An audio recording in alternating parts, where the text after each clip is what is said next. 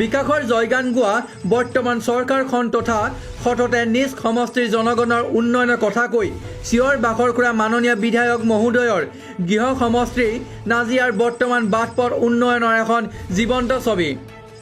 এজাক বৰষুণতে বানপানী সদৃশ পৰিৱেশ সৃষ্টি হয়। নাজিৰাৰ বৰতল আৰু নামটি সংযোগী পথৰ দৃশ্য এয়া। বছৰটোৰ পাৰ নহওঁতে এই ৰাস্তাটোৰ এনে অৱস্থা। বৰ্তমান এই অঞ্চলৰ ৰাইজৰ যাতায়াতৰ ক্ষেত্ৰত বহু অসুবিধা হৈছে। এই পথছোৱা কাৰ্যত নিম্ন মানদণ্ডেৰে হোৱা বুলি অঞ্চলটোৰ ৰাইজে অনুমান কৰে। বিভাগীয় কৰ্তৃপক্ষৰ লগতে ঠিকাদাৰে দুৰ্নীতি আশ্ৰয় লোৱাৰ বাবে এনে অৱস্থা।